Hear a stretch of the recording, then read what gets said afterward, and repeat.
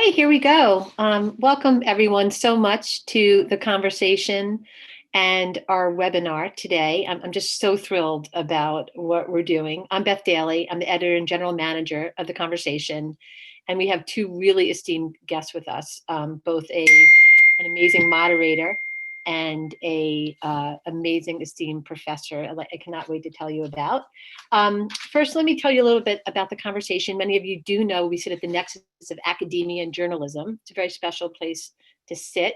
We pride ourselves with democratizing knowledge for the public good. That's what we exist for. Everything we produce is able to be read and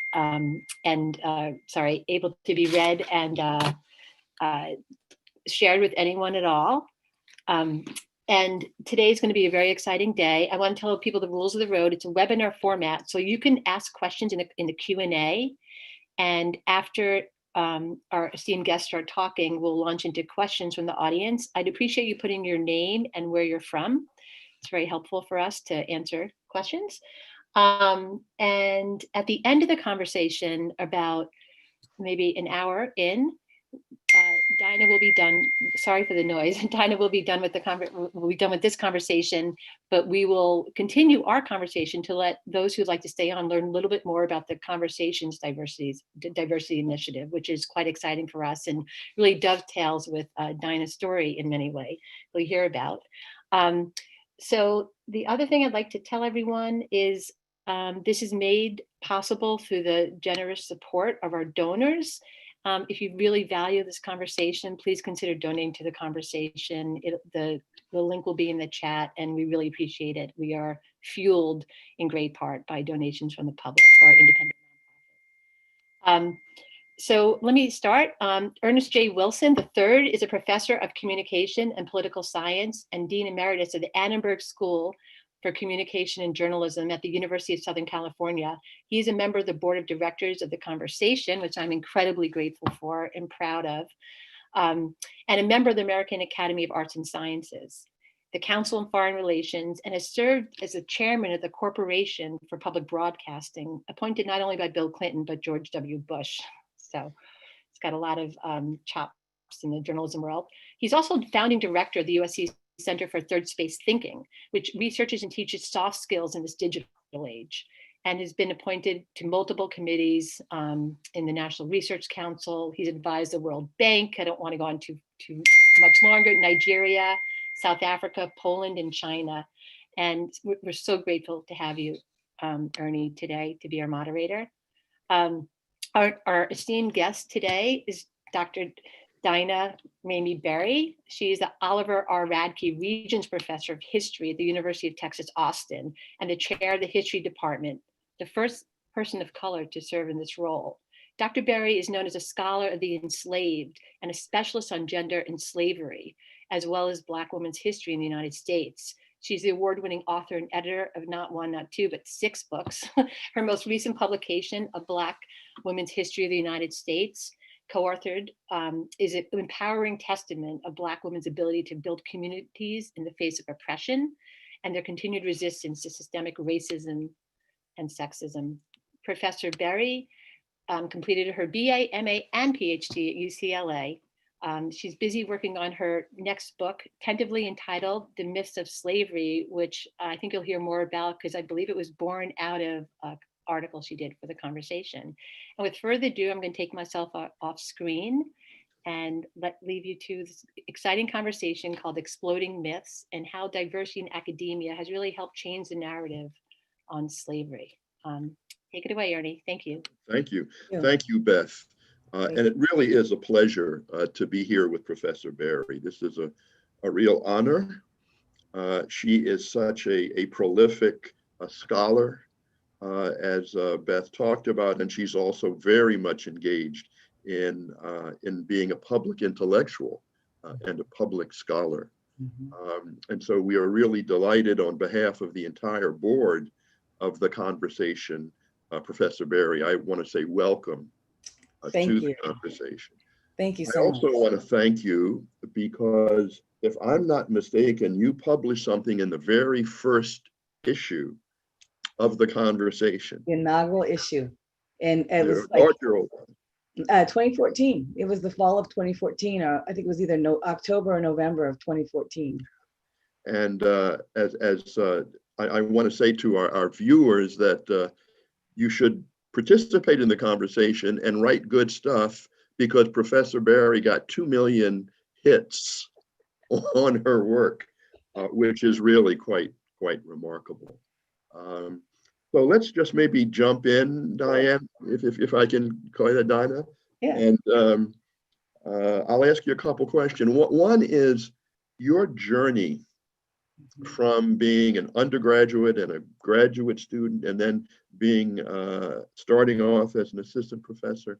Can you tell us a little bit about that journey, Dinah, that you made from where you were then to the illustrious position that you're in now, with a foot in these two worlds? Well, I should say, first of all, thank you for having me. And I really appreciate the opportunity to talk about my trajectory and about my work.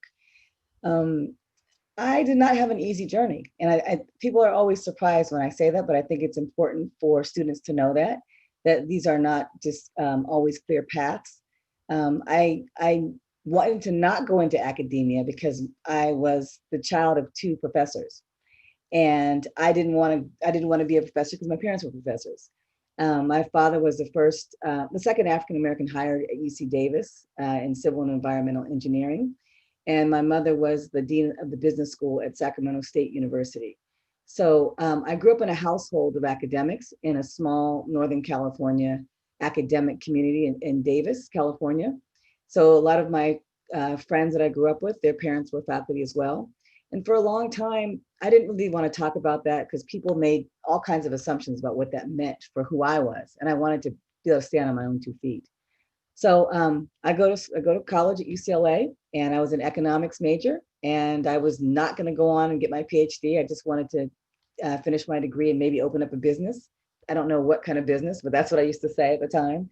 And I took an African-American history class that really made me want to know more. My parents had raised my brother and I to learn about Black history. We traveled across the country 3.5 times, and we stopped at historic sites. We stayed at national parks. We visited plantations. We visited historical society. I mean, I think they don't realize it, but they really gave me the hunger to want to learn more about history. And I didn't know it at the time. I didn't even know it until I took this African-American history class the semester before, the quarter before I was graduating.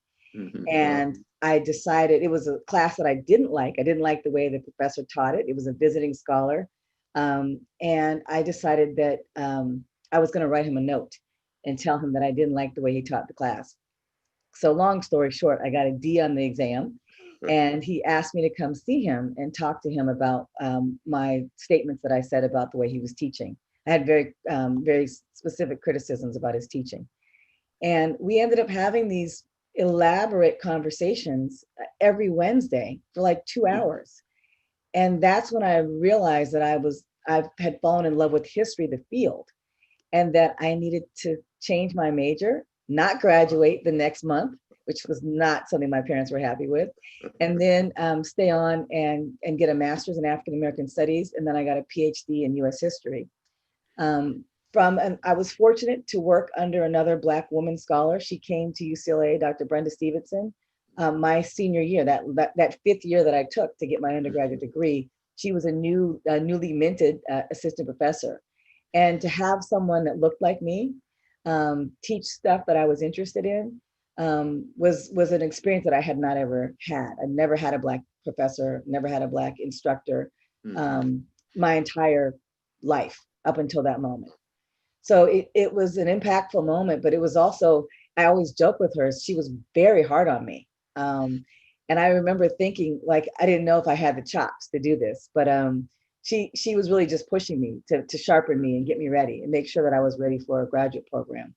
And I'll say this, that when I was in the PhD program, although it was at the same institution for 3 years, it was a much different experience because there was only one other African-American in my cohort that didn't finish. So we only overlapped for a half a year. And the rest of the time I was there, I was the only Black student in the PhD program in my field.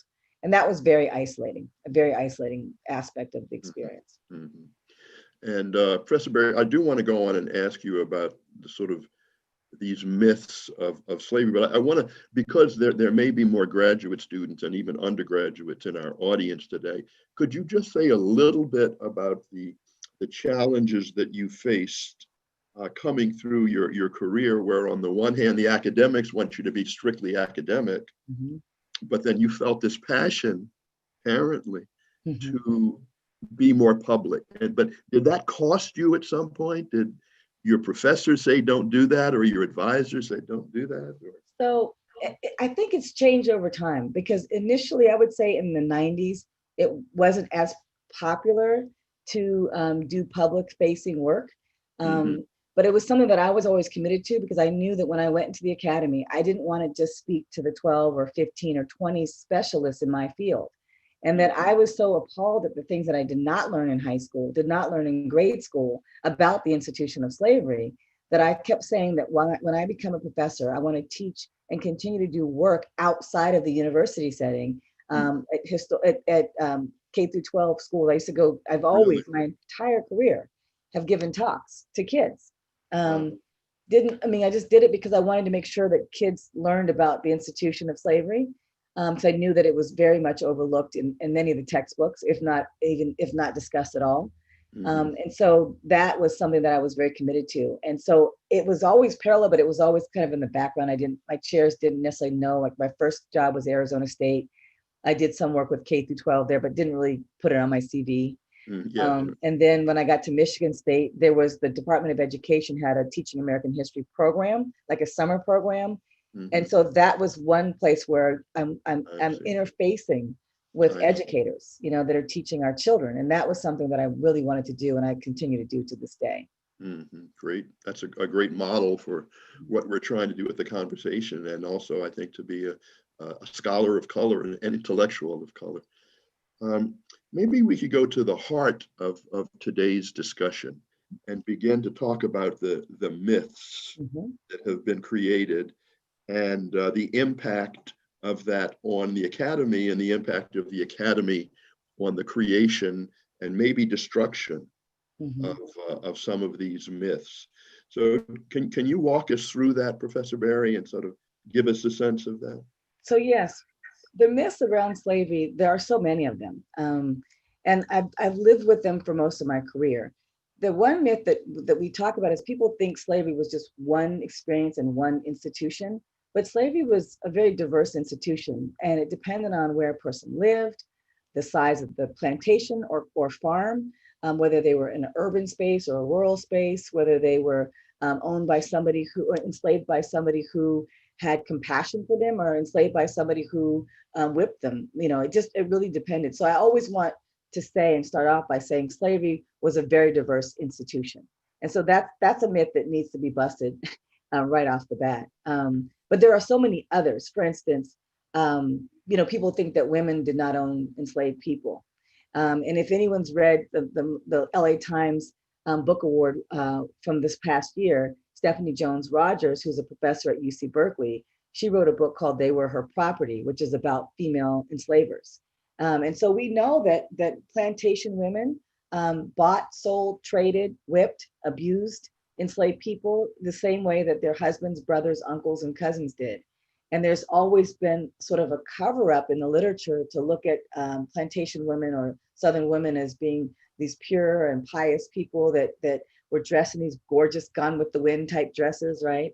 And there's never really a connection to their roles as enslavers. And I think that that's a myth that has been completely, hopefully turned around now, and people are recognizing the work that white women did during the institution of slavery.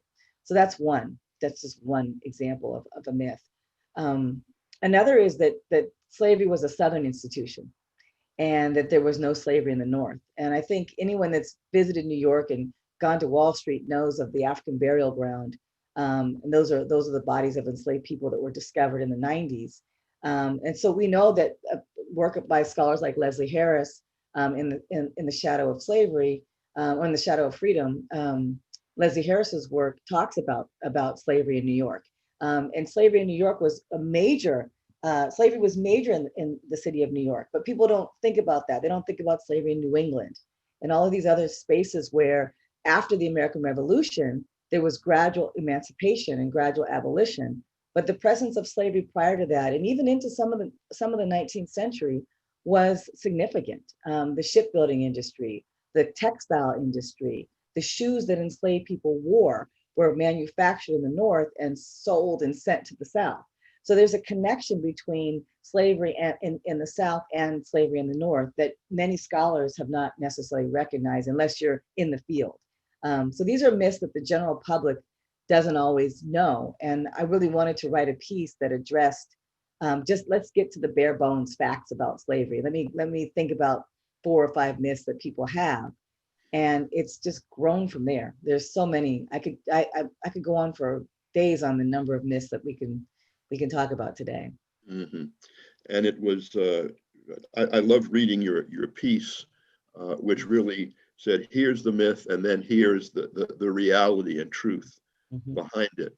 But let me ask you this. So, but certainly the Academy was aware of these truths, and maybe it was just the general public that weren't aware. So how did that dynamic work out, where you've got the Academy, which says it has the truth, but maybe the unwashed don't? How does that work? Well, that's a thin line to sort of skate along. And when you're writing for both an academic audience and a public audience, the content is the same, but it's the delivery that's different. And I think that some academics stay too close to the academic jargon and terms that will be a narrow group of people might understand. And I'm not saying that the general public doesn't know that, but it's like you have to think about a way to present it that's understandable to a variety of ages and a variety of education levels. And I think just making it plain, I think that's one way, is to speak in a very plain, or you write in a very plain way that gets right to the nuts and bolts of various issues. And so that's one of the things that I try to do, is like, I think about it conversationally. Like if I was having a conversation and I tell my students this, that I want them to leave my classes, not necessarily having memorized every single date and every single fact about the institution of slavery, but they can have a conversation and tell their aunt or their uncle or their cousin or friend about the diversity of the institution of slavery, why, and to be able to talk about it in a way, to have a conversation, a dialogue about it. I think that's the goal. Good. You know, I was reading your latest book. With Dr. Callie Gross, yes. Yeah, and it's one of the things that strikes me is that I'm going to hold it up so everyone can see that. Run out and buy the latest copy. Thank you. Is that you personalize these, I would say these things that were called slaves. But a slave didn't seem to have a name or a history or a personality or an intrinsic worth. But it seems to me in your scholarship, you make a big point of humanizing and individualizing the people that you're writing about. And that seems to go against what I remember seeing when in my history classes in college. Is that deliberate in your work? Absolutely deliberate. I say to people that I am a scholar of the enslaved, and who happen to be housed in the institution called slavery, but my work is on the people and on their experiences and how they maneuvered and manipulated their way through life, how they survived, how they found ways to marry, to love, to have families, to resist, how they buried the dead. What did they say at the funeral? If we know, what songs did they sing? How do we humanize? And for me, the goal has always been to humanize individuals who were not objects, because enslaved people in the historical literature from 1918, the first publication by U.B. Phillips, American Negro Slavery, up through the 1950s, maybe 60s, looked at enslaved people as synonymous to males, but also as objects. Like, you know, I always say like a backpack on a wall, just they're objects, like that there's a monolithic slave. And I use the term enslaved because I look at the act of what happened to them. They were placed into an institution. They were forcibly removed from where they came from. And they were forcibly put into an institution, and they were individuals in that moment when they were in the bellies of ships. And we see these diagrams of these stick figures or what have you, and they all look the same. Those are individuals. They came from individual communities. They spoke specific languages. They practiced certain religious belief systems. They had family and community, and they had identity. And that wasn't necessarily lost in the belly of ships, but it's something that came here. It was broken. It was torn apart, but Black people survived. 4 million made it to freedom. And that individuality is something that I do always try to focus on. Even if I don't have a name, I still say an unnamed woman. If I might have a quote from an enslaved woman, but I don't know her name, which shows you the erasure of our experiences in the literature and even in curriculum. So I just try to find ways to place and allow voice even to people that are nameless. Mm-hmm. That's and you do it very successfully, and it's quite noticeable in your work when you do that. But let me push you on I don't know if it's an institutional political question, but I think remember back in the days of when they were creating Black studies programs and African American studies programs, and there was an argument that seemed kind of radical at the time that we see ourselves in history, and we are individuals as Black people, Black students, Black intellectuals. And yet the people who were teaching us, frankly, were white people. And they didn't have the experience, perhaps, that the Black students had or other Black people had. And so as we think about the change in the university, would it be fair to say that we went from a view that was exterior to that community and saw people as objects and no autonomy in action, to something now that's very different, that's more in line with your view of the world? I absolutely would say that. I also think what happens is people said, even when I was coming through graduate school in the 90s, that Black scholars could not write about slavery because we were too emotionally connected to it, or we were too emotional. Right. And then they would also question sources that were written by enslaved people or formerly enslaved people, but didn't question the sources that were written by enslavers. You know, there was no bias in those sources, but we have to find authentication documentation for the enslaved. So I think now we have more scholars of color in the academy. They're asking different kinds of questions. They're bringing different types of personal experiences, because you and I can both read, even though we're both African American, we can both read a slave narrative, and we might find different things because there's somewhere in there that you connect to it, and there may be somewhere in there that I connect to it. And so I think that's one place where having a more diverse group of I would say practitioners of the work, I think is really important. I'll give you another example. I have a student. I was always wanting someone to do work on enslaved people with disabilities. And I just kept talking about this topic every year, you know, when I was teaching and lecturing at Arizona State, and then when I went to Michigan State. And what happens was there's one student that finally, she didn't know what she wanted to do. And then she said, you know what, I think I know what I want to write about. And I said, what? And she said, I want to do enslaved people with disabilities. She said, because I grew up in a home where my brother was deaf. And she said, and she had questions that I had never thought about. She was saying things about sign language, and that there was another sort of coded sign language. And she remembered going to medical appointments with her family and how her brother would get frustrated because he couldn't sign the medical terms that they were saying.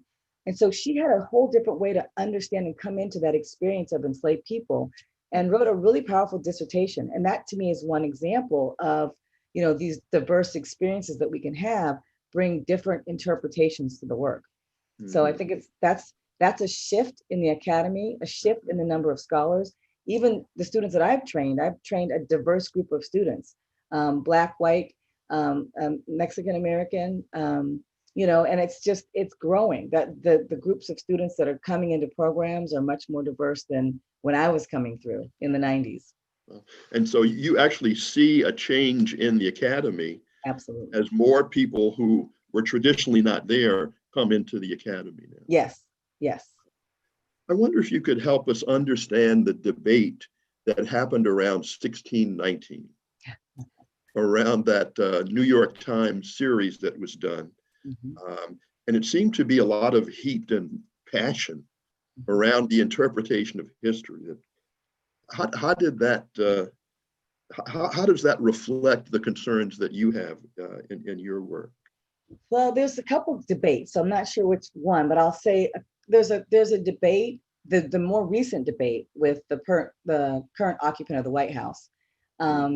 That debate is about 1619 even being a number or a year that our country should celebrate or recognize. And I know Nicole Hannah-Jones, that was one of the major points of the 1619 project, was to recognize the arrival of the 20-odd Africans that came, or the 20-odd Negroes that came in 1619. And our current occupant of the White House says that 1776 is the date that we need to think about.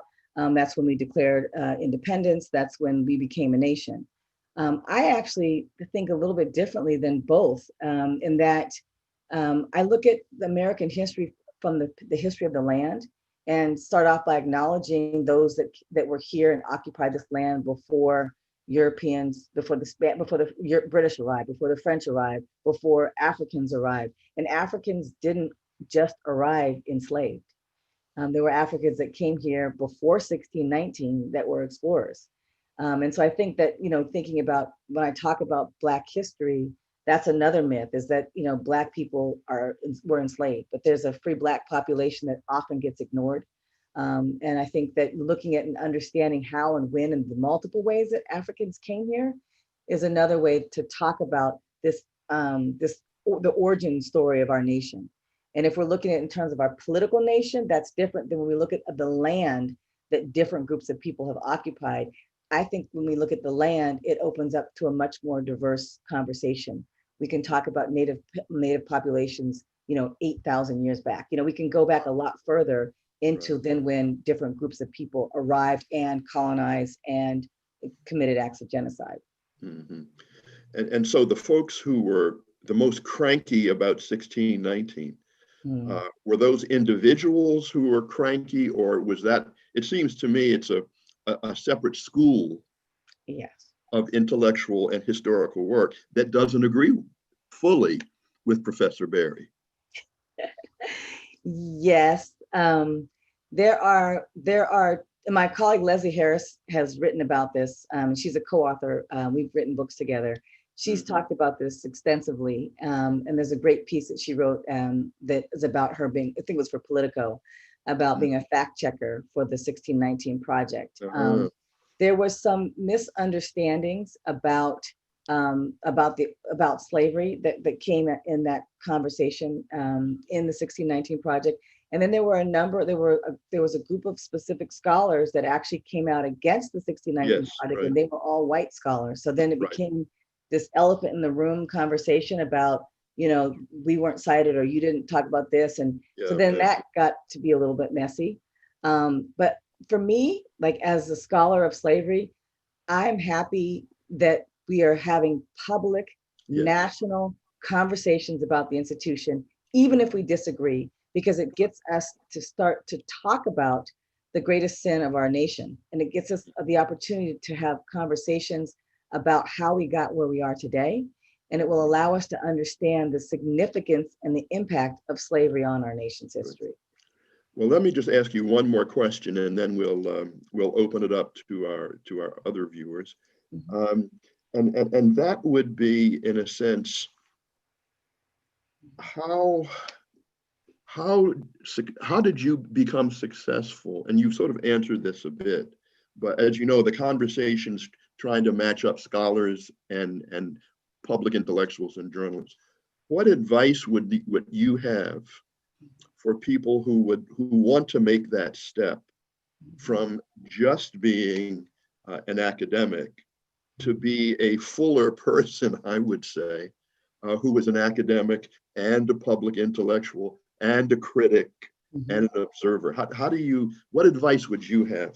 Well, the first thing I would say is that public writing will enhance, and it actually, for me, it enhanced my academic writing. The more I write, the more I can produce. So the more I'm writing in other venues, the more I can publish my own. So I'm always working on a book or an article in the academic circle, but I'm also doing the same for a magazine, a newspaper, podcast, an online, an online journal like The Conversation. So I'm doing that at the same time. How can you take your academic work and speak and share that work with a wider audience? So what you have your scholarly article. Now, how do you tell that same story to an audience that might not understand the details of your work? How do you whittle it down? And I'm not saying that you're cheapening it or you're lessening, but how do you whittle it down to the main takeaways that you want them to have about what you're doing? That's the first thing. And so for me, I write constantly. I write daily, and I write for different venues. And I think that helps because I want to make sure that what I'm teaching is accessible to a wide audience. Some of the best learners I've had conversations with are 5-year-olds. I've spoken to kindergartners about slavery, and they get it. They have some of the deepest questions.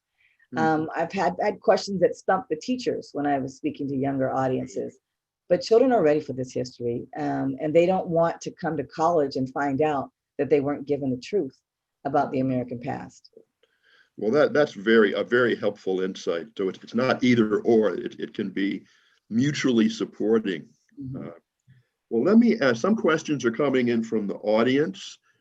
Letitia Murray asks, did historians deliberately omit the fact that white women were slave owners? Deliberately omit?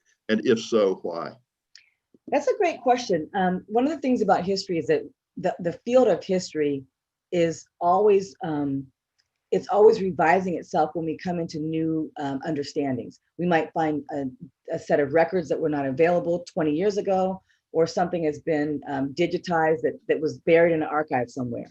One of the things when you look at marginalized groups and you're studying marginalized groups of people, like enslaved people, what I found is that people aren't asking the questions.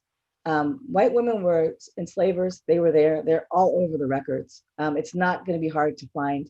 It's that scholars either chose not to see them, or they wanted to portray women in a certain way, white women in a certain way, and to contrast enslaved women to them. And that was something, or scholars would say, well, I'm just focusing on this type of white womanhood. We have scholars that even said as late as the 90s that enslaved women were not, that white plantation women were not at auctions and they didn't buy enslaved people. You can look at 5 documents and dispel that myth right away. I think that there is, I don't know how much I want to go on the limb to say there's a conspiracy, but I think there's a certain way that the way that history has been taught up until recently, when you have scholars asking difficult questions. Yeah, I think it's changed now, and it's never going to be the same. I think that's why Stephanie Jones Rogers' book has been such an impactful study. Thavolia Glimp at Duke University also writes about the white women and Black women in plantation households. And there are a number of other scholars that have written about this history, but have not looked at the violence and some of the challenges within these relationships. And arguably that happens because the lens that people are looking at slavery has changed, because we have different kind of people. Exactly. It's gone much broader. Yes. Broader, yeah. Yes. We also have a question that links up your work, your historical work on the enslaved, which is so important. How can this shift from a discussion of slavery inform the racial social justice movement that we are experiencing in this country? I think what we're experiencing has foundations and roots in earlier history. And if we have an understanding of the American past, decade by decade, we will see flashpoints that show us that where we are today is coming from different legislation, the way in which people were treated. There's a long continuum that some historians aren't comfortable making these jumps between the past and the present. Sure. But if let's say we start in 1619, or we start in 1503 with Juan Garrido, who came here, right? Start early and go decade by decade. You just look at laws and what kinds of restrictions African Americans or people of African descent had upon themselves, both enslaved and free. And then look in the post-slavery era, there's Black codes that define the movement. When you look at convict leasing, Dr. Talitha LaFloria and Dr. Sarah Haley both write about women in the convict leasing system and how they experience another form of oppression in an era when they were supposed to be free, right? That moves us into Jim Crow legislation, segregation. We see this with housing discrimination. So all of what we have the boiling point that we reached this spring has been building on a long historical trajectory that for me as a professor teaching like an African-American survey course, students are exhausted by the time we get to the 20th century, because now we're moving from slavery and Jim Crow into lynching. And it's like, where's the relief? It's been a constant battle. It's been a constant battle. And this is part of it. I hope that's not too negative, but it's just no, I it's reality. Yeah. One of the realities. We also have a question about your earlier point about K through 12 education, so that the students get a balanced view. And so the question is, how do we move forward to make sure that the K through 12 kids get the true historical understanding of the history of the country around these issues? Simple but complex answer. We have to make changes to the testings, the state tests that students have to take if they're in public schools. The content in there is not always completely historically accurate, and it also overlooks groups of people, whole groups of people. So that's one change, and that's a difficult change. We're talking about state boards of education. We're talking about curriculum committees and so forth.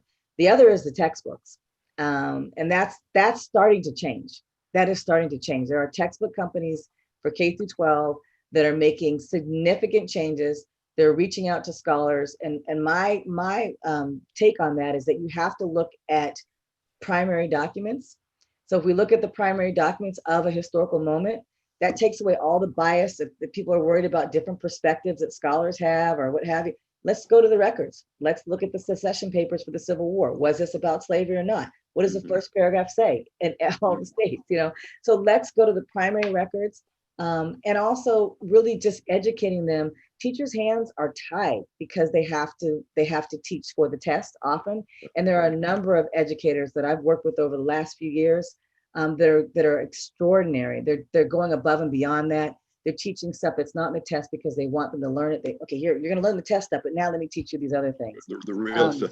Yeah, exactly. But the one last thing I'll say about that, though, is you can take, let's say that they need to learn about the War of 1812, or they need to learn about World War I. You can show different people that were key players in that moment that weren't just that were African Americans that were fighting in the war. You can, there's ways that you can work in. We're going to learn about this experience, but we're going to learn about what Latino and Latinas were present.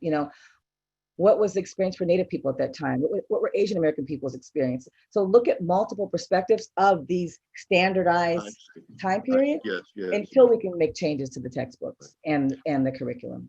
And so practically, how do we do that? Because I know that Texas is one of the states, like California, and there have been fights over textbooks, really knockdown, drag out fights. So what do you recommend that people who are interested in getting this perspective to K through 12, how practically do they do that? Do they go to meetings? How do we do that? So there are some changes coming. I see change coming, and I'm happy and I'm encouraged by that.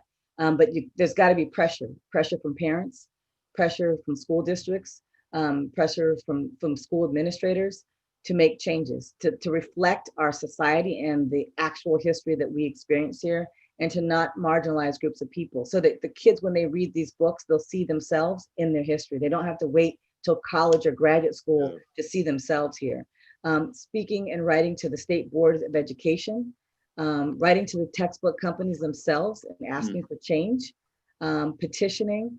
There are changes that are happening right now. There are textbooks that are literally revising I think we're going to see different textbooks 3 to 5 years from now. That's a huge change. But we've lost like 4 or 5 generations of learners that have missed out on a rich history of our nation that's been overlooked. Yeah, great point. Mm-hmm. We're starting to get some questions too about the role of religion in slavery, especially, how did Christianity interact with slavery, but also maybe other religions as well. Mm-hmm. So that's a great question. We know from the work of a number of scholars. Jason Young is one. Walter Rucker is another scholar who writes about Black enslaved religion. That there's a sort of a blending of African religious traditions blended with Christianity. We also know from Michael Gomez's work that there was a Muslim population of enslaved people. So there's the religious practices. Sometimes when African Americans were taught or exposed to Christianity on plantations, sometimes their enslavers had specific messages: obey your master. But then there was the church by the tree, or the church back in the cabin, that enslaved people had.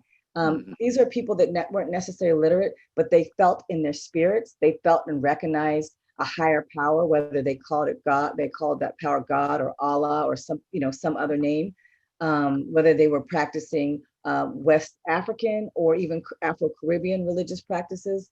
We often found a blending of religious belief systems. So they might be Christian, they might be reading the Bible, but they might have an altar and have amulets or have other sort of relics of other forms of religion. But what I would argue though is that's the religious belief system of African Americans and people of African descent helped them survive slavery. Yeah.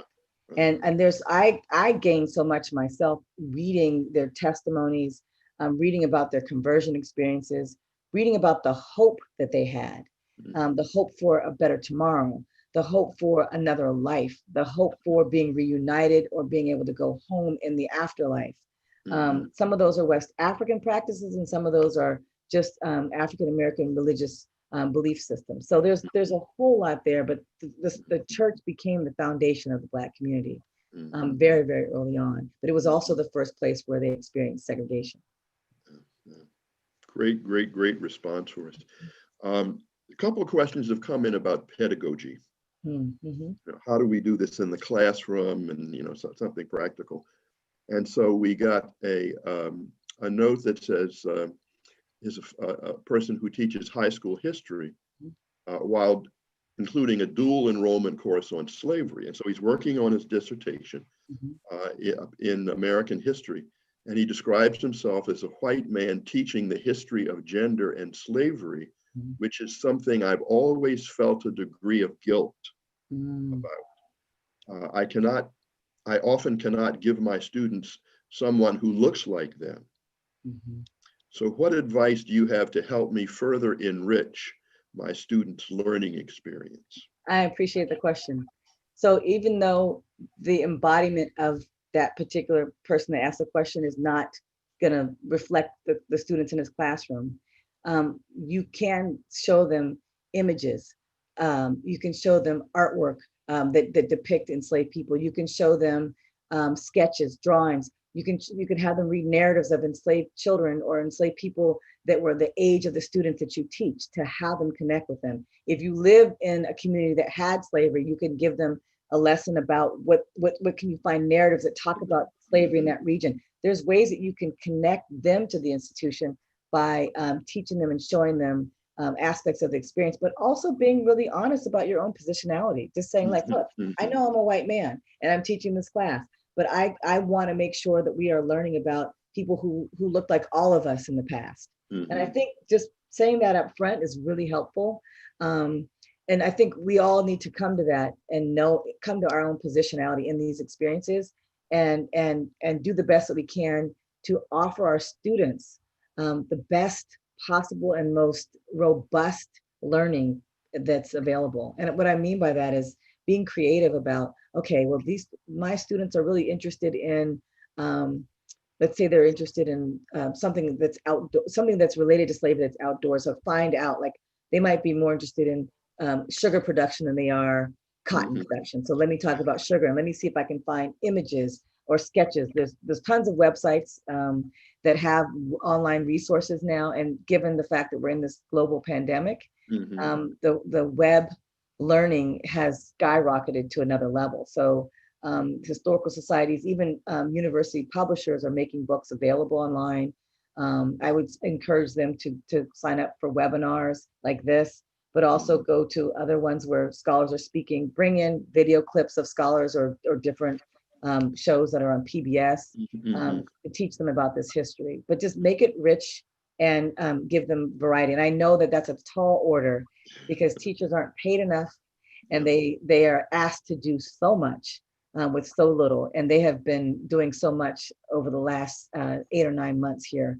And they're our heroes right now. So I know that's a tall order. Well, you sort of raised the question of sort of what's been happening over the last 8 or 9 months that touches and evokes and provokes this part of this conversation. We have a question that is coming in from from Jenny in Victoria, British Columbia, regarding the earlier perspective that Black people were, quote, too emotional to speak about slavery.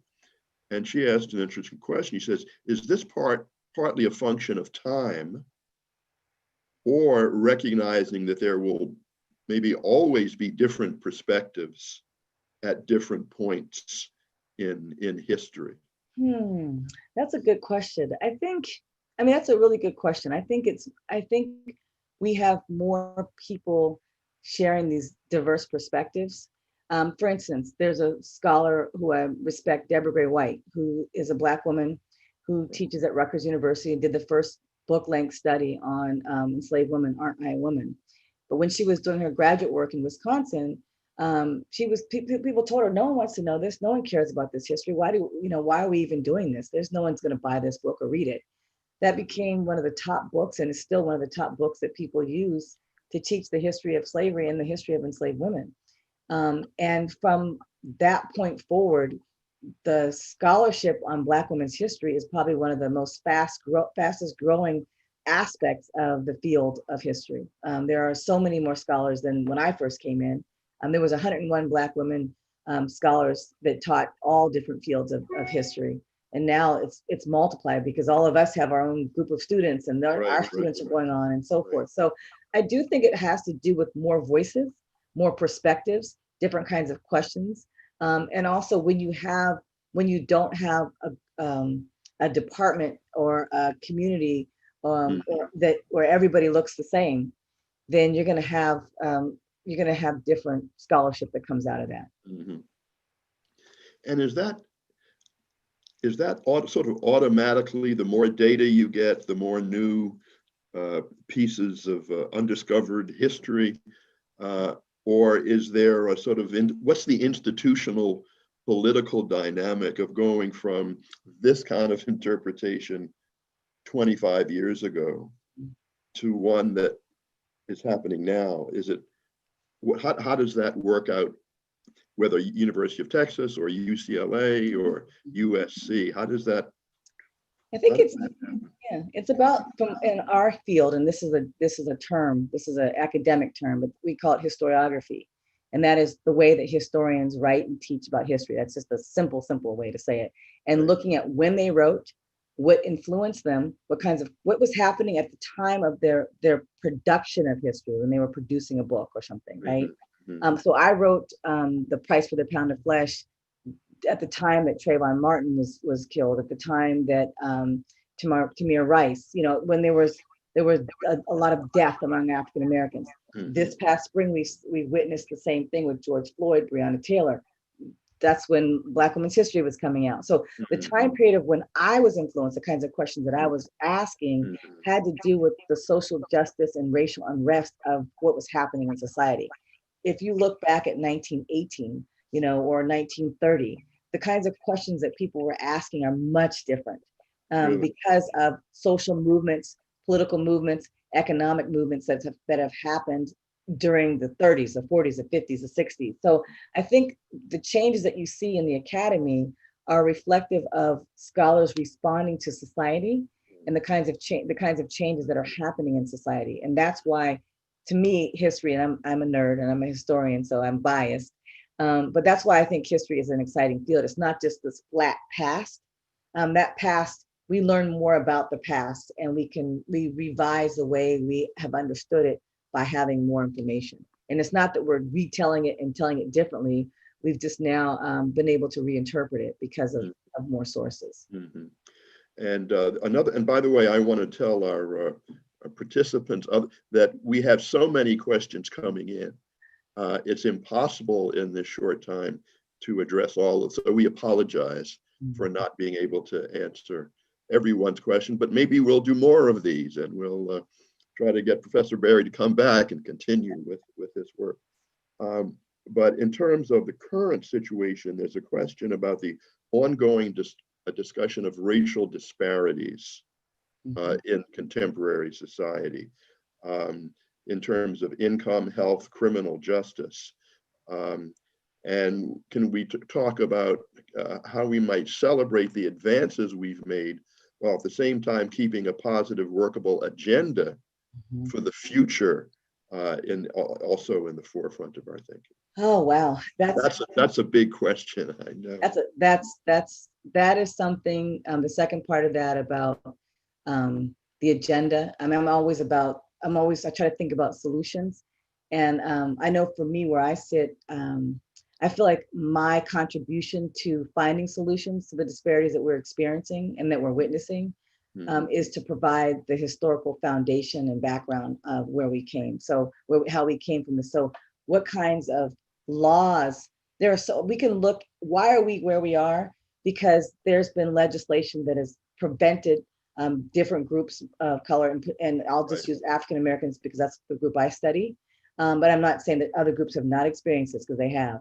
The laws that hold them back. If you're standing on a corner with 2 or 3 people, you can be arrested and jailed. If look at, okay, that's a law during slavery, right? But also a law when I was in college, as I recall. There you go, vagrancy laws, right? Right. And I was thinking about Ferguson, and you take the Ferguson report. I recommend that as required reading for a primary document of what happened in Ferguson. And you look at that report and how they were marginalizing African Americans because of parking tickets and so forth. So how do we take this this very visual and visceral experience that we're seeing now, and try to make change? We need to understand how we got here. And a lot of us as a nation, we don't have the same understanding of that. Some people will say, oh, that was 50 years ago, it doesn't matter. It was in the past. But you have to see the systematic and institutionalized racism that has happened that brought us to the disparities that we have. And now we're seeing it play out in health disparities. In the communities, I think it's something like 57% of the cases for COVID, new cases for COVID, or I don't want to get the statistic wrong, but black and brown people are the highest affected in terms of getting the disease. And that has to do with some of the health disparities that have come from earlier generations. So what do we need to do? We need to work and create policies. We need to provide programs that will allow better access to health and healthcare. And I can say this: I am not the policy person. People talk and ask questions to me all the time about reparations. I can give you the receipts and tell you how much things cost back during slavery, but I think you need to talk to Sandy Darity and Kristen Mullen if you want to know some ideas about platforms about how to go about issuing reparations. Because for me, as a scholar of slavery, reparations were paid first to the enslavers because they were reimbursed when their enslaved people were killed. So we've already paid for reparations. We paid for reparations. Yeah. So I say that I brought that up because I think we need to bring a team of people together, and I would love to be a part of that team of politicians, of lawyers, of activists, of artists, of physicians, of community activists, everyday citizens, homeless people, people that are incarcerated. We all need to sit at the same table and figure out how to get out of this and how we can move forward and create a better society. I'm not trying to sound kumbaya, but that's no. That's so. Let me ask just a couple of final questions here. One has to do with how unprecedented or familiar is the current situation relative to what you have studied in the past. That would be one, but also what's it like being an African-American woman in these discussions? And do you feel that you're either experiencing it in different ways or that you're being treated by your students or colleagues in different ways because you're a woman? Well, that's a given, and that's constant, and it's been entire career. The last part, like I'm treated because of what I look like and the body that I'm in, period. That's a given. I think any woman would say that, and any woman of color would agree with that.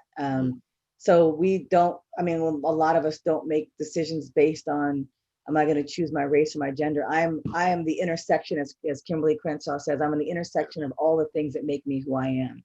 Yeah. And people respond to me without me even opening my mouth, just by how I look and so forth. So some of that is a positive response, and some of it is a negative response. Sometimes people are a little more short-tempered with me because they just make assumptions about me. So that's what I'll say about that part of it. I forgot what the first question was. I think that the first part was, we are in a period of time right now that feels extraordinary. And so, but we may be suffering from presentism. And it's, maybe this happens all the time, but as an expert historian, are there antecedents of what we're going through now that you could point to that maybe we could take some lessons away from in American history? Yes, the Black Lives Matter movement that we're witnessing, I would argue is the same movement that Nat Turner, Gabriel Prosser, Denmark Vesey, all the unnamed enslaved women and children that fought for their rights to be treated as human beings, for the right to be citizens in this country, to be free in this country. I think that, and that's me, and I'm not just saying it because I'm a scholar of slavery. I'm saying it because I see the way there's unequal treatment. We see this with legislation. We see this the way that different, we see this with incarceration. Yeah. And so if I start with slavery, I can go from slavery forward and give you examples. What's unprecedented about today and about this moment is this is the largest civil rights protest movement. It's larger than the civil rights movement. Black Lives Matter is larger. There's more. I think by June, there was something like 15 to 26 million protesters that marched. And that was just June. The fact that we had every corner of the United States, including small towns in Alaska to large cities like Chicago and New York. The protests, and it's also multicultural, like the civil rights movement. It's also a younger movement. A little bit younger than the civil rights movement, and it's massive.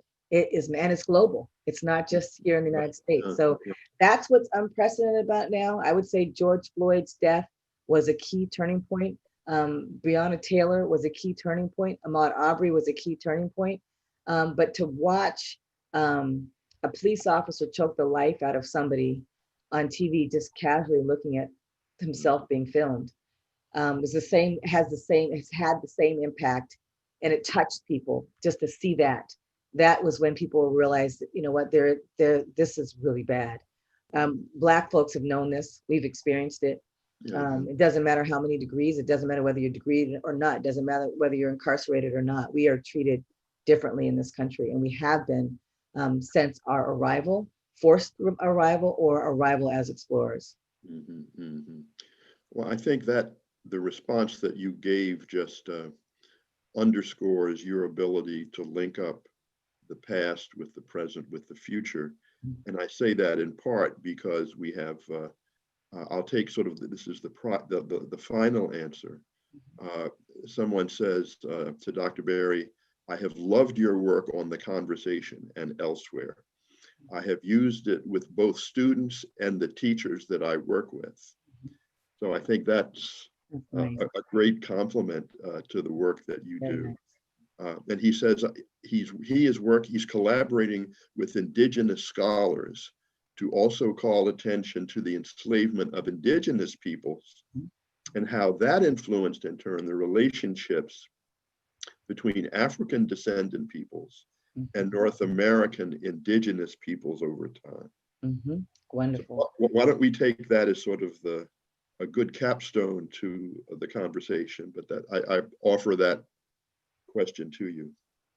Well, first of all, I want to thank the person who sent that, and just say that I appreciate that, and that if we're talking about changes and how this moment is different today, we now are university, at least my department and a number of other departments at the University of Texas and across the country, now are doing land acknowledgement ceremonies to recognize the groups of Native and Indigenous people that lived in the regions that we all occupy.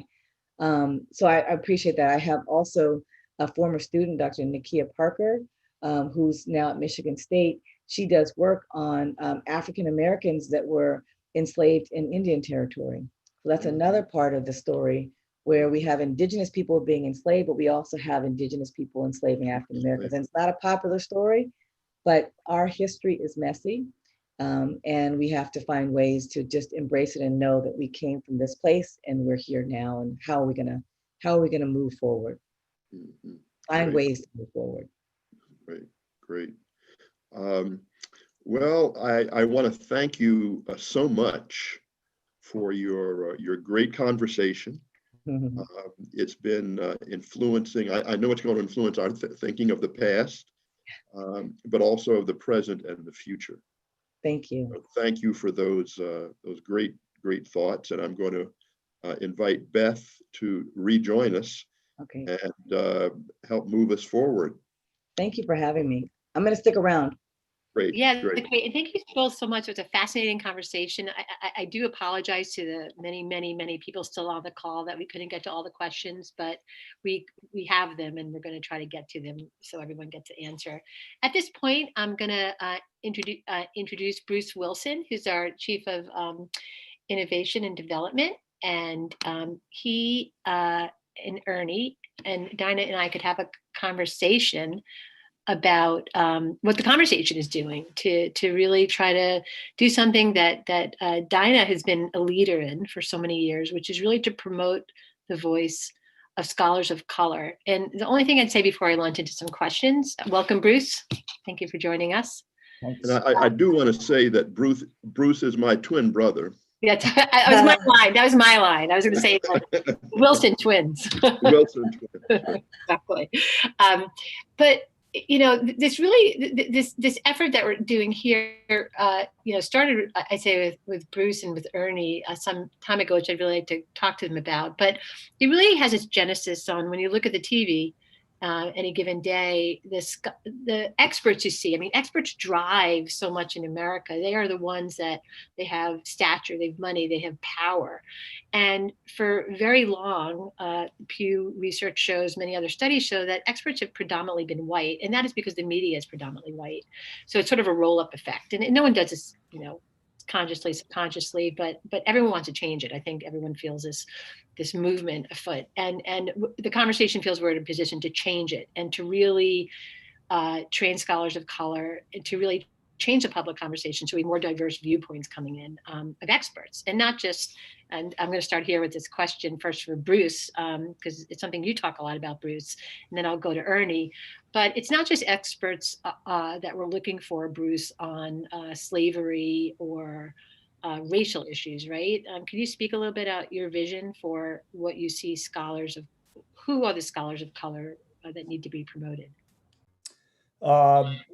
Yes, if you go back to the reason the conversation launched in Australia and the UK, but when we launched in 2014, and it was October 21st, Dinah, that was the day that your piece went viral on Raw Story. But we were intent on getting the voices of scholars, period, out in the public sphere, because the media is in the state that it's in, and it's worse now than it was back then. But the whole goal was to raise money as a 501c3 to unlock expertise in academia for the public good and the most demographically diverse public as possible. We've succeeded in that, which there's no question. But now we're in the exact same position.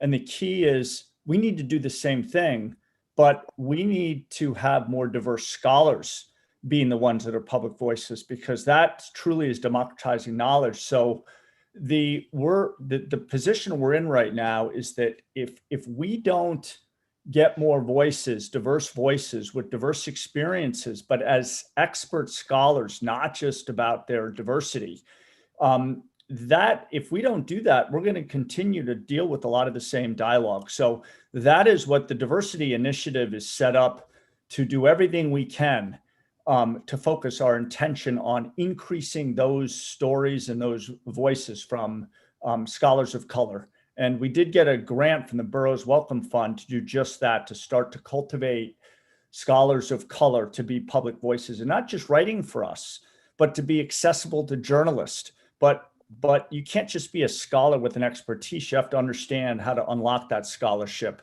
so that an 18-year-old kid can understand it. So that is where we are. And it's why I reached out to Dinah before, and we've been talking about this, but we are going to succeed in this. And we're hoping the foundations and the universities we already know are very interested. And if readers are interested and the scholars are interested, we'll be a game changer. Yeah, and along that line, Ernie, I'd love for you just to give. I think I'm interested too. Your work with diversity in academia in general, and how you've transferred that work into what you're doing for the conversation, the representation that you're working on to change. Yeah. And I'd be happy to do that.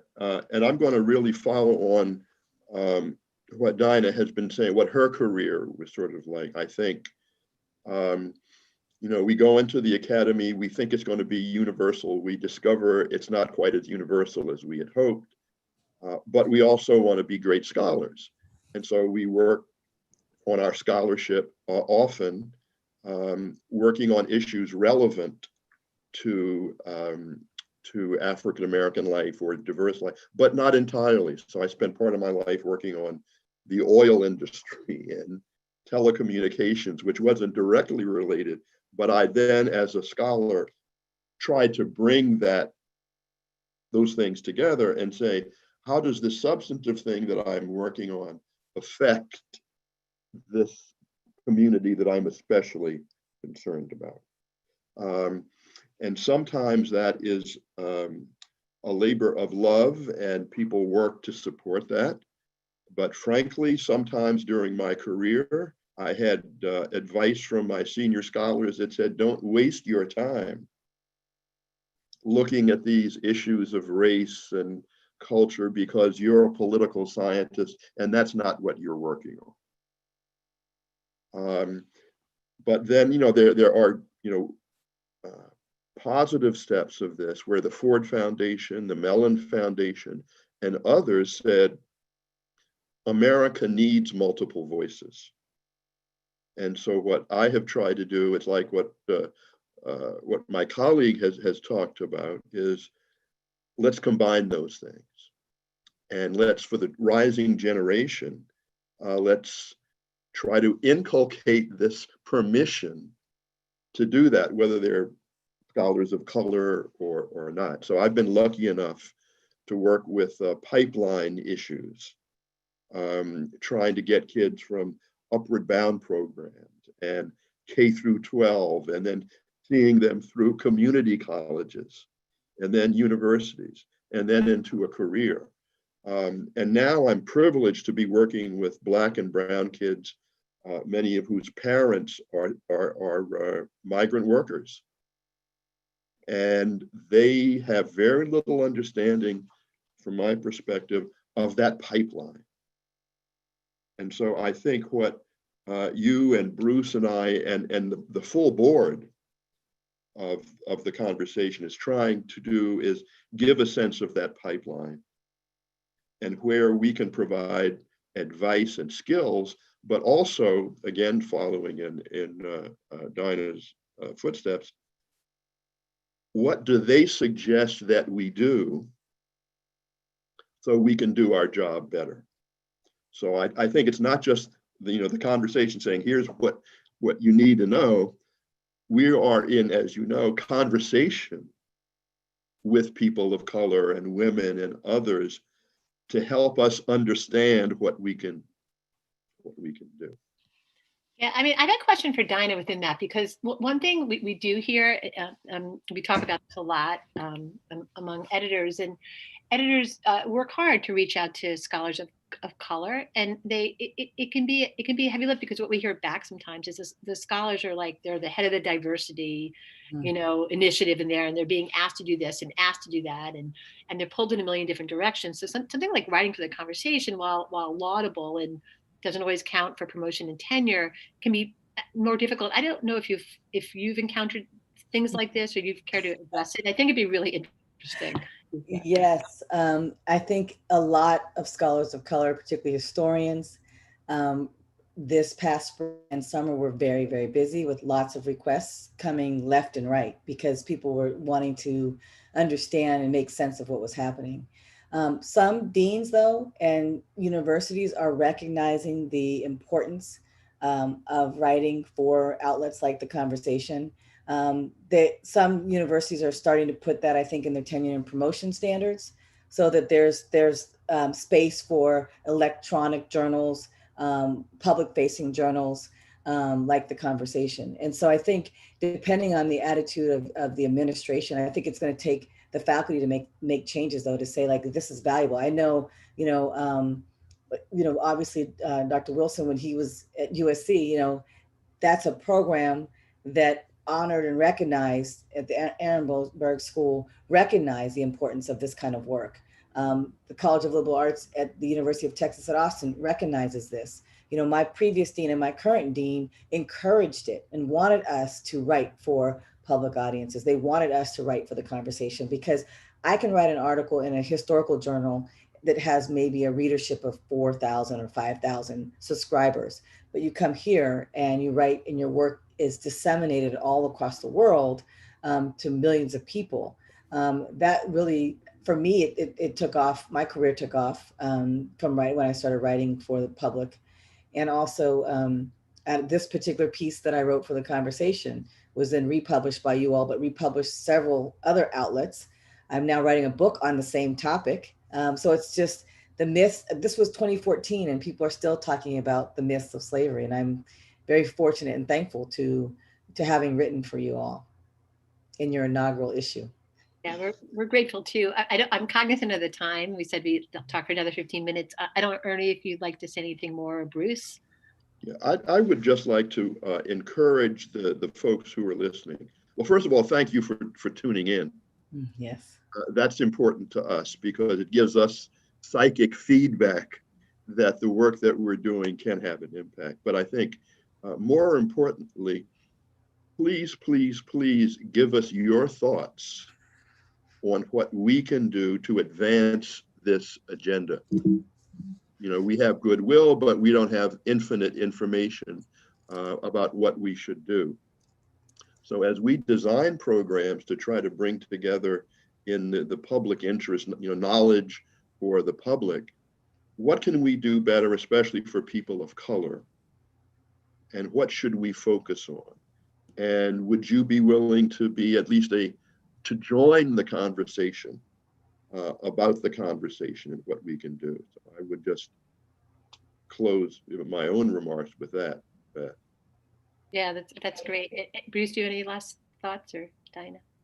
No, I know we have a lot of work to do, but it's really exciting to see how much interest there is in this including the Associated Press, a number of the media outlets. So we're on to something. But I think Dinah had one more thing to say as well. I was just going to say I'm happy about this effort, and I'm going to be here to support. I'll be happy to mentor, work with you all in any way that I can, and spread the word.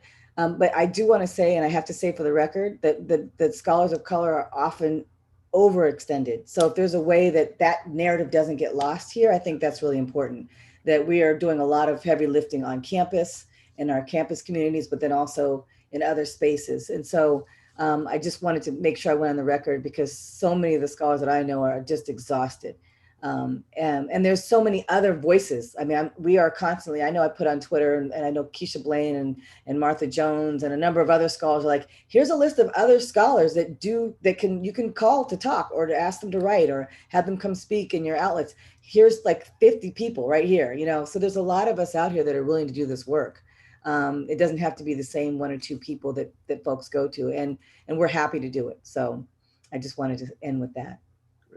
I think that's a brilliant ending. I just want to say thank you so much, Dr. Berry. Thank you so much, Dr. Wilson, and everyone who still over 110 people still on. So I call that a great success. We had hundreds of people watching us. So thank you all for coming. If you do have suggestions, it's very easy to find myself, Beth.Daly at The Conversation. You could just Google, we have our team. Bruce Wilson is bruce.wilson@theconversation.com. It's not, even though we're a nonprofit, it is a .com. And we'd love to hear from you and do this together. It's a big lift, but we'll get there. All right. Bye, everyone. Thank you so much for coming. Thank you. Thanks. Thanks so much, Dinah.